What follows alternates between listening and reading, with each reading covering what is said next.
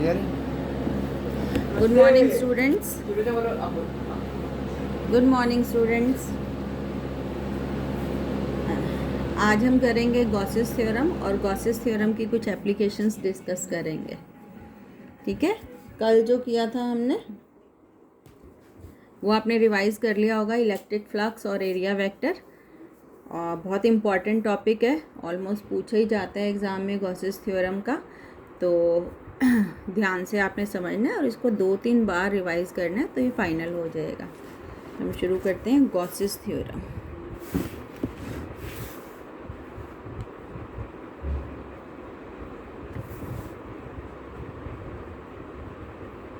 What is Gauss's theorem? According to Gauss's theorem, surface integral of electric field intensity over a closed surface S enclosing volume V in vacuum is equal to Q upon epsilon naught.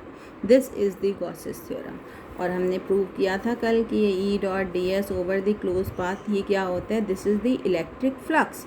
तो you can simply say कि electric flux is equal to Q by epsilon not. This also states the Gauss's theorem. और कैसे बोलना है आप इधर देखेंगे, surface, as for surface, ये किसका साइन है, इंटीग्रल का।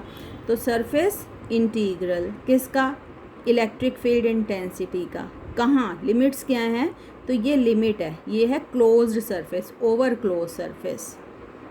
इन enclosing volume we in vacuum किसके बराबर होता है, 1/ε0 times the total charge Q जो उस सरफेस के अंदर होता है। फिर देखो मेरे साथ एक बार फिर स्टेटमेंट बोलो कि according to Gauss's theorem electric flux और surface integral of electric field intensity over close surface S is equal to 1/ε0 times the charge Q contained within the surface. अब हम इसको प्रूव करेंगे। Let us consider a charge plus Q at the center O of a sphere जिसका radius कितना है बेटे, R। कितना है, R।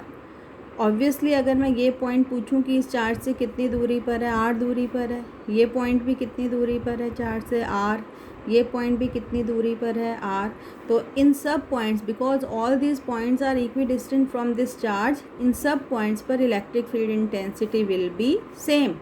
और डायरेक्शन क्या होगी इलेक्ट्रिक फील्ड इंटेंसिटी की इन पॉइंट्स पर, पॉजिटिव चार्ज की वजह से डायरेक्शन क्या होती है इलेक्ट्रिक फील्ड इंटेंसिटी की, रेडियली आउटवर्ड। यहाँ क्या होगी, radially outward, radially outward. Clear है। तो it consider a point P on the surface. At this point the electric field intensity is given as, याद है आपको, intensity due to a point charge कितनी होती है, Q चार्ज से ये पॉइंट कितनी दूरी पर है, R। तो इलेक्ट्रिक फील्ड इंटेंसिटी होगी Q अपॉन 4πε0 R²।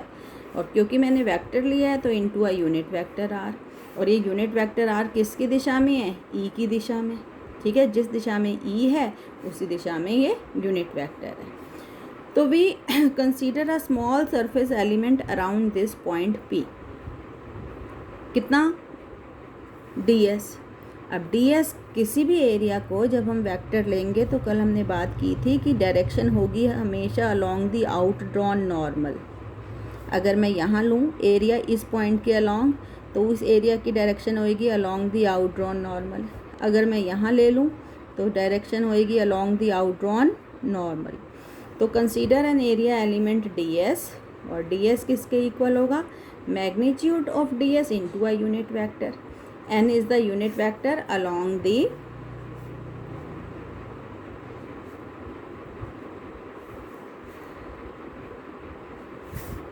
आउटड्रॉन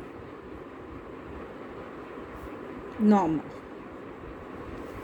आउटड्रॉन नॉर्मल। ठीक है, हमें ये चीज़ प्रूव करनी है बेटे। तो ये जो स्टेप्स है ना आपको यहीं से आएंगे। पहले हमने E लिया, E लेना है, ले लिया। फिर हमने ds, ये रहा ds। अब क्या करना है, इन दोनों का डॉट प्रोडक्ट लेना है।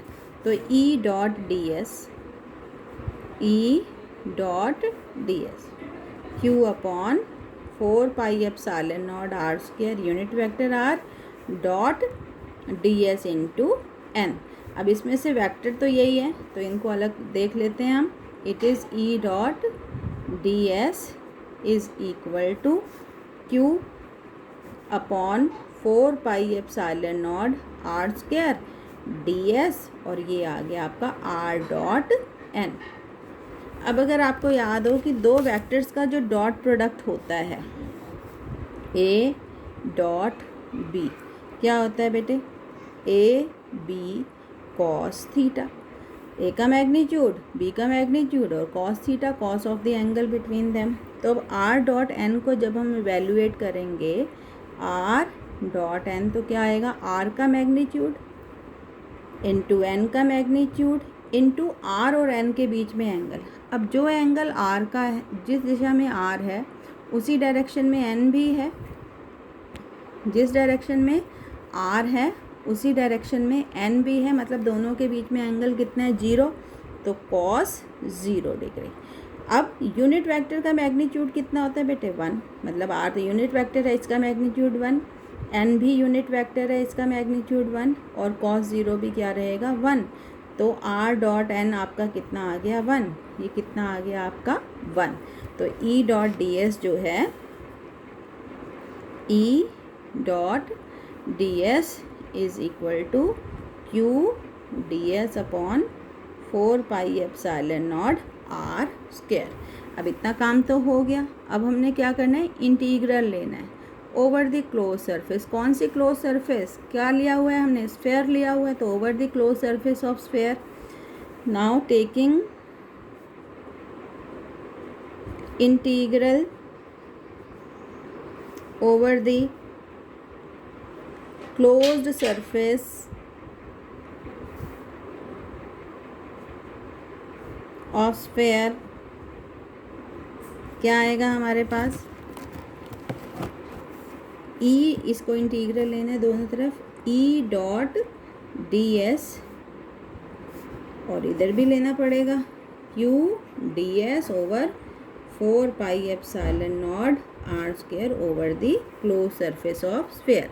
अब इसमें से सिर्फ डी के बाद एस है, मतलब we have to integrate with respect to S only, बाकी इसमें तो एस है नहीं इस वाले, तो हम इसको क्या ले लेंगे, बाहर ले लेंगे, Q upon 4 pi epsilon not R square, और डी एस को इंटीग्रेट करेंगे। याद है आपको कि डी एक्स को इंटीग्रेट करते थे डी एक्स को इंटीग्रेट करते थे क्या आता था, एक्स, डी वाई को इंटीग्रेट करते थे क्या आता था, वाई।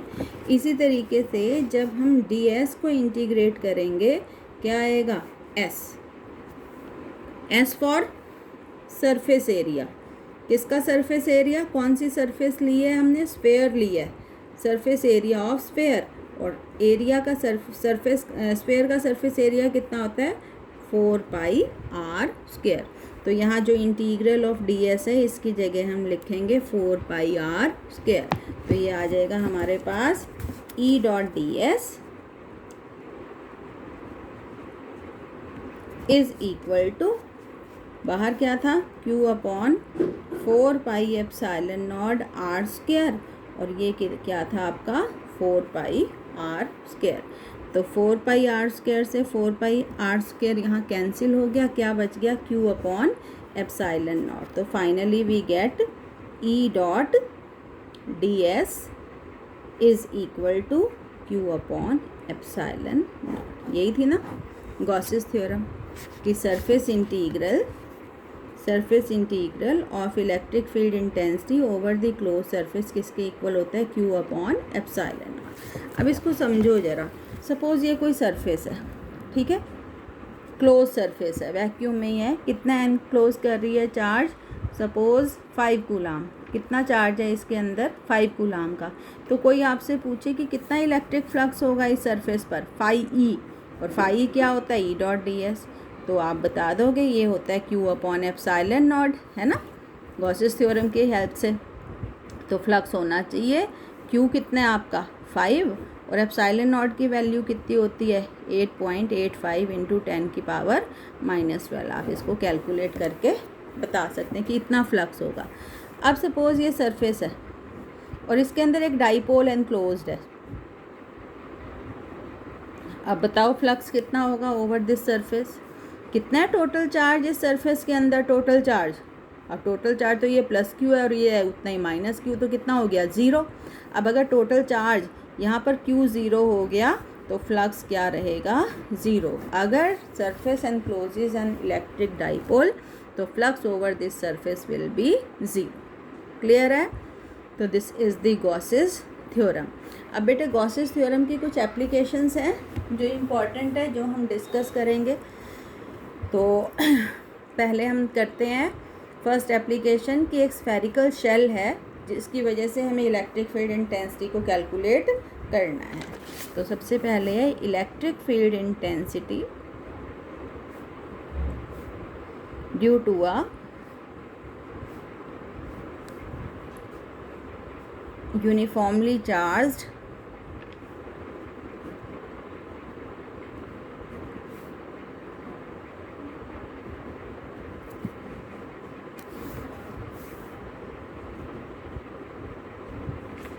Spherical shell. ठीक है, शेल क्या होता है, shell spherical shell, hollow sphere, football जैसी चीज़ जो अंदर से खाली है, दैट इज़ स्फेरिकल शेल। ठीक है, तो एक स्फेरिकल शेल है, एक फुटबॉल जैसा स्फेयर है और इसकी सरफेस पर हमने कितना चार्ज दे रखा है प्लस क्यू। कितना दे रखा है plus Q. Let O be its centre and capital R be its radius. ठीक है, रेडियस कितना है इसका आर। तो अब हम 3 पॉइंट्स पर निकालेंगे इस शेल की वजह से इलेक्ट्रिक फील्ड इंटेंसिटी। एक जब पॉइंट आउटसाइड है, एक जब सरफेस पर है और एक जब इनसाइड है। तो सबसे पहले हम डिस्कस करते हैं at a point outside the spherical shell. ठीक है, तो सपोज़ ये पॉइंट ले लिया मैंने आउटसाइड द स्फेरिकल शेल और इस पॉइंट की सेंटर से दूरी कितनी है स्मॉल आर। कितनी है स्मॉल आर। तो ऑब्वियसली इस केस में जो आर है वो हमारे रेडियस से, ये रेडियस है स्फेरिकल शेल का एक्चुअल, इससे ज़्यादा है पॉइंट की दूरी। Let this point be P1। तो P1 पर इलेक्ट्रिक फील्ड इंटेंसिटी कैलकुलेट करने के लिए भी इमेजिन अ स्फेयर, हम एक स्फेयर इमेजिन करेंगे जिसका सेंटर O है और रेडियस कितना है स्मॉल आर। तो क्या बनेगा वो स्फेयर, ये बनेगा। अब ऑब्वियसली इस स्फेयर के अंदर, इस S1 स्फेयर के अंदर कितना चार्ज है बेटे प्लस क्यू है ना। टोटल चार्ज इसके अंदर कितना है प्लस क्यू। तो इलेक्ट्रिक फील्ड इंटेंसिटी जो है या इलेक्ट्रिक फ्लक्स जो है वो कितनी हो जाएगी Q upon epsilon not. Total charge कितना है स्फेयर के अंदर Q है। अब E डॉट डी एस के लिए हम क्या करेंगे, A डॉट बी क्या होता है, A डॉट बी होता है ए बी कॉस थीटा।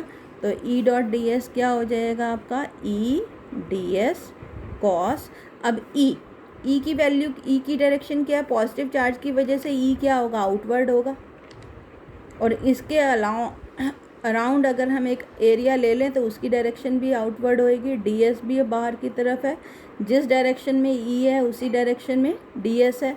तो दोनों के बीच का एंगल कितना रहेगा 0 डिग्री। ये हो जाएगा Q upon epsilon not. Cos 0 कितना होता है 1 होता है।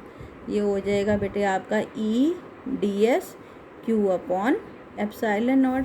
E को बाहर लो, D S Q upon epsilon not. और जब डी एस को इंटीग्रेट करेंगे क्या आएगा एस फॉर सरफेस एरिया। कौन सा सरफेस एरिया, इस वाले स्फेयर का सरफेस एरिया, क्योंकि अभी हमने ये लिया हुआ है और इस वाले स्फेयर का रेडियस कितना है स्मॉल आर। तो इसका सरफेस एरिया कितना होगा 4 पाई स्मॉल आर का स्क्वायर। मतलब it is E into 4 pi are square Q upon epsilon not. तो E आपका कितना आ गया बेटे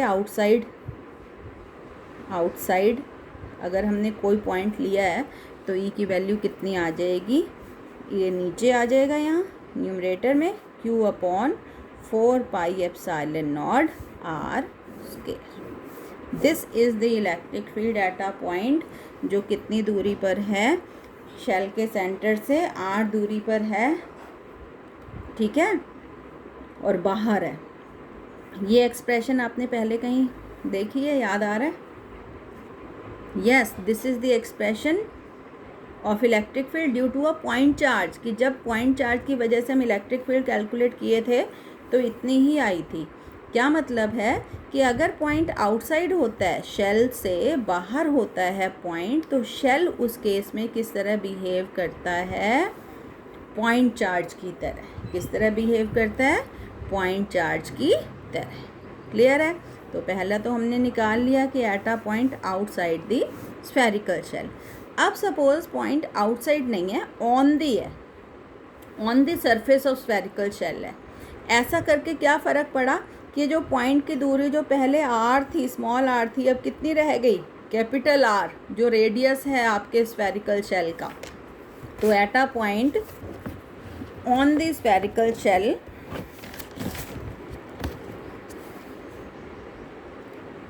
ऑन द सरफेस है ना, on the surface of shell क्या आया अपने पास? r is equal to capital R।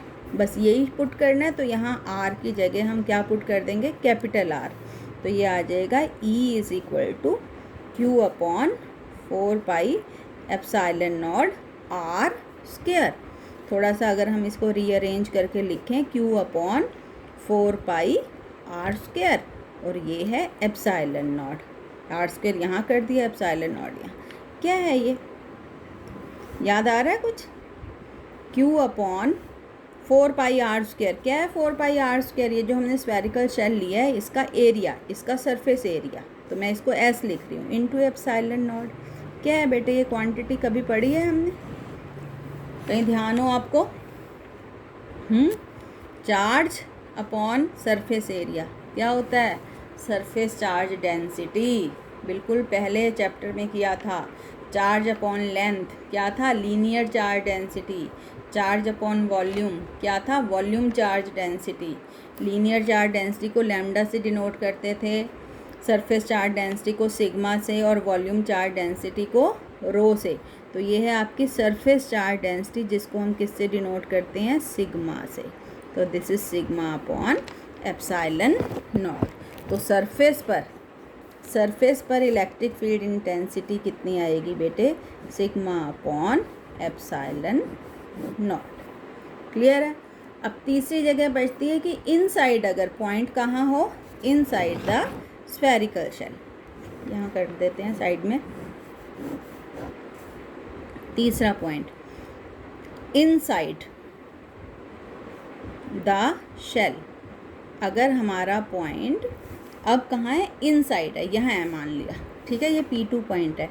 तो तरीका तो वही है कि सपोज़ P2 पॉइंट की दूरी अब कितनी है? R डैश है। कितनी है? R dash. लेकिन ये जो R डैश है, अब ये एक्चुअल रेडियस से छोटी है, मतलब इस कंडीशन में R dash is less than हमारा रेडियस। अब हम वही इमेजिन करेंगे एक स्फेयर जिसका सेंटर तो O है, और सतह पर कितना पॉइंट है? P2, जिसका रेडियस कितना है? R dash. अब अगर मैं पूछूं आपसे बेटे कि इस स्फेयर के अंदर कितना चार्ज है, बताओ, इस स्फेयर के अंदर कितना चार्ज है? कोई चार्ज नहीं है, 0 है, क्योंकि सारा का सारा चार्ज तो सतह पर है, शेल की सरफेस पर है। अंदर चार्ज, अंदर तो हवा है, वैक्यूम है, अंदर चार्ज कितना है? 0 है। तो क्योंकि इस केस में इनसाइड चार्ज कितना है हमारा, जो सरफेस ले रहे हैं उसके इनसाइड चार्ज 0 है। तो अगर हम गॉसेस थ्योरम यहाँ से देखें तो Q कितना आ जाएगा? 0। तो ये आएगा E dot ds is equal to Q upon ε0, और Q क्या है आपका? 0। तो ये सारा का सारा क्या आ गया? 0। मतलब E डॉट ds कितना आ गया? 0। अब सरफेस एरिया तो 0 नहीं है ना, सरफेस एरिया तो 0 है नहीं, तो कौन 0 है? E 0 है। तो electric field intensity inside the spherical shell कितनी होती है? 0। कितनी होती है? 0। क्लियर है? तो this is the electric field intensity due to uniformly charge spherical shell. जब बाहर है पॉइंट तो इलेक्ट्रिक फील्ड इंटेंसिटी आई थी इतनी, शेल बिहेव करता है पॉइंट चार्ज की तरह, और जब सरफेस पर था पॉइंट तो तो इलेक्ट्रिक फील्ड इंटेंसिटी आई थी आपकी सिग्मा अपॉन एप्सिलॉन नॉट, और inside the spherical shell the electric field intensity comes out to be 0। Clear है? तो इन सब में इलेक्ट्रिक फील्ड इंटेंसिटी को कैलकुलेट करने के लिए हमने कौन सी थ्योरम इस्तेमाल की है? गॉसेस थ्योरम इस्तेमाल हुई है हर जगह। तो this is the application of Gauss's theorem. Second हम करेंगे इलेक्ट्रिक फील्ड इंटेंसिटी। ये दूसरी एप्लीकेशन है गॉसेस थ्योरम की। 4-5 एप्लीकेशंस हैं, वन बाय वन हम सारे डिस्कस करेंगे। तो सेकंड एप्लीकेशन है आपकी electric field intensity at a point due to non conducting मतलब इंसुलेटिंग सॉलिड स्फेयर। कि किसी भी नॉन कंडक्टिंग मटेरियल का माना ये सॉलिड स्फेयर बना हुआ है, सॉलिड है, परमिटिविटी अब वैक्यूम की नहीं आएगी, माना इसकी परमिटिविटी कितनी है? एप्सिलॉन m जिस मटेरियल का बना हुआ है, ये इसका सेंटर है O और इसका रेडियस कितना है R, और सपोज़ इसके अंदर हमने कितना चार्ज यूनिफॉर्मली डिस्ट्रीब्यूट कर रखा है Q, और इसकी वॉल्यूम चार्ज डेंसिटी कितनी है रो। क्या होती है volume charge density? Charge upon volume. कितना है वॉल्यूम इसका? 4/3 πr³। क्लियर है? तो ये जो नॉन कंडक्टिंग स्फेरिकल शेल हमने लिया है, इसकी वॉल्यूम चार्ज डेंसिटी कितनी ली है? रो ली है। ठीक, अब वही शुरू करते हैं कि पहले आउटसाइड निकाल लेते हैं, फिर सरफेस पर निकाल लेंगे, और फिर कहाँ निकाल लेंगे? इनसाइड निकाल लेंगे। ठीक है, तो यहाँ हम पहले इनसाइड से शुरू कर लेते हैं। ठीक है, कि इनसाइड सपोज़ ये पॉइंट ले लिया हमने, या चलो पहले आउटसाइड से शुरू कर लेते हैं। तो consider a point P1 which is outside the spherical shell, और उसका डिस्टेंस कितना है स्फेरिकल शेल से? Suppose R obviously. तो पहले हम कर रहे हैं outside A, outside the solid sphere. तो P1 पर कैलकुलेट करने के लिए वी इमेजिन अ स्फेयर जिसका सेंटर O है और रेडियस कितना है? R है। कितना है? R है। ठीक है, तो ये तो सिंपली वैसे ही होगा, E डॉट ds कितना चार्ज एनक्लोज है? Q। ठीक है, अपॉन परमिटिविटी कितनी है? Epsilon m। ठीक, पहले हम इनसाइड ले लेते हैं, फिर उसको आउटसाइड वाले को हम जनरलाइज कर देंगे। ये पॉइंट ले लो P1, ठीक है, इसका डिस्टेंस ले लो R, इसको हम R1 मान लेंगे।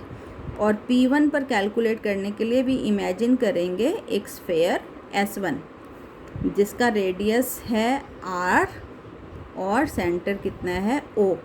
तो ओवर दिस सरफेस इस स्फेयर की सरफेस पर E डॉट ds कितना होगा? Q upon epsilon m। अब एप्सिलॉन नॉट क्यों नहीं लिया है? क्योंकि ये सॉलिड स्फेयर है, किसी मटेरियल का बना हुआ है, और उसकी परमिटिविटी अब क्या है? एप्सिलॉन m है। और यहाँ भी Q नहीं आएगा, क्या आएगा? अब Q तो इस पूरे स्फेयर पर दिया हुआ है ना चार्ज, अंदर तो Q नहीं हो सकता, और माना इस पर 50 कूलाम दे रखा है, तो यहाँ तो 50 नहीं होगा ना, कम होगा, 35-30 जो भी होगा। तो हम इसको लेंगे Q dash is the charge enclose in this sphere. इस स्फेयर के अंदर कितना चार्ज है? Q डैश को हम निकाल लेंगे कि कितना आएगा। अब E डॉट ds, E क्या होगा? पॉजिटिव चार्ज की वजह से इलेक्ट्रिक फील्ड इंटेंसिटी क्या होती है? आउटवर्ड। और अगर हम P के अबाउट ले लें एक स्मॉल सरफेस एलिमेंट, तो इसकी डायरेक्शन भी क्या होएगी? आउटवर्ड। एरिया की भी, तो E और ds क्योंकि सेम डायरेक्शन में है, तो it is E ds cos 0 is 1, तो it is E ds Q dash upon epsilon m। Same वैसे ही चल रहा है, E बाहर लो, ds Q dash upon epsilon m। E ds को इंटीग्रेट करेंगे S फॉर सरफेस एरिया, किसका सरफेस एरिया, ये जो मैंने छोटा स्फेयर लिया हुआ है इसका, तो इसका सरफेस एरिया कितना है 4 pi are square Q dash upon epsilon M. तो E is equal to Q dash upon numerator में आ गया ये 4 pi are square into epsilon M. अब हमें क्यू डैश को देखना है कि ये कितना होगा। तो यूनिटरी मेथड से भाई पूरे सॉलिड स्फेयर का वॉल्यूम कितना है 4/3 पाई आर क्यूब, कि 4/3 पाई आर क्यूब में कितना चार्ज एनक्लोज है क्यू, कितना चार्ज एनक्लोज है क्यू।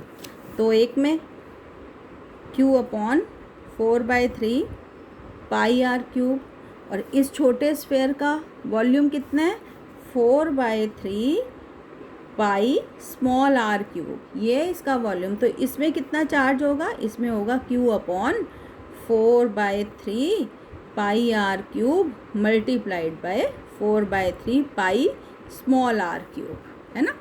4/3 पाई कैंसिल, कितना रह गया Q upon R cube into R cube. इतना चार्ज एनक्लोज है, और इस चार्ज को हमने क्या नाम दिया हुआ है क्यू डैश। मतलब क्यू डैश की जगह हम क्या रखेंगे दिस मच। तो दिस इज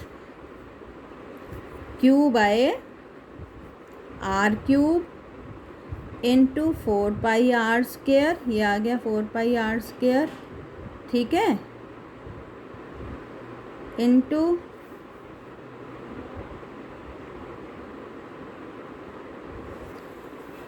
यहाँ हमें देखना पड़ेगा कि 4/3 पाई आर क्यूब में क्यू चार्ज एनक्लोज है, तो यूनिट में होगा Q upon 4/3 pi are cube. Yes, इसको हम ऐसे ना लेके, इस फॉर्म में ना लेके, अगर हम यहाँ देख लें Q upon 4/3 pi are cube होता है रो की फॉर्म में ले लेते हैं हम इसको, multiplied by 4/3 pi are cube.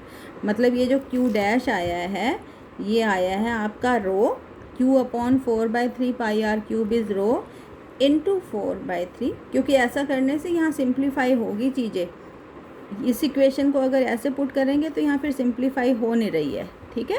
तो हम क्या करेंगे कि क्यू डैश की जगह ये पुट करेंगे, तो ये आएगा आपका E is equal to rho into 4/3 pi are cube upon 4/3 pi are square into epsilon m. 4/3 pi cancel, और आर स्क्वायर से आर स्क्वायर कैंसिल होगा, एक आर रह जाएगा। तो आपके पास ऊपर रह गया रो, और एक रह गया आर, और नीचे रह गया आपके पास एप्सिलॉन एम, 3 भी रहेगा।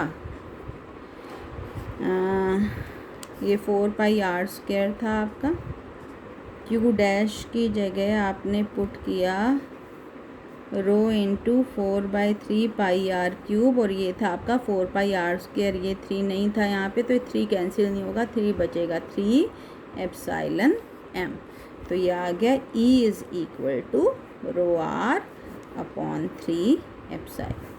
This is the electric field intensity at a point inside the charged solid sphere, जिसका रेडियस कितना है r, ठीक है। और अगर सरफेस पर हो, अगर पॉइंट, तो क्या होगा सरफेस पर, अगर ये पॉइंट यहाँ ना हो, यहाँ ना अंदर ना हो के सरफेस पर हो, तो ये जो दूरी है पॉइंट की P, ये इतनी हो जाएगी रेडियस के बराबर। मतलब यहाँ r जो है कितना आ जाएगा कैपिटल R। तो E will be equal to rho R upon 3 epsilon m maximum. और आउटसाइड कितनी होएगी, आउटसाइड तो फिर वही उसी हिसाब से E डॉट डी एस,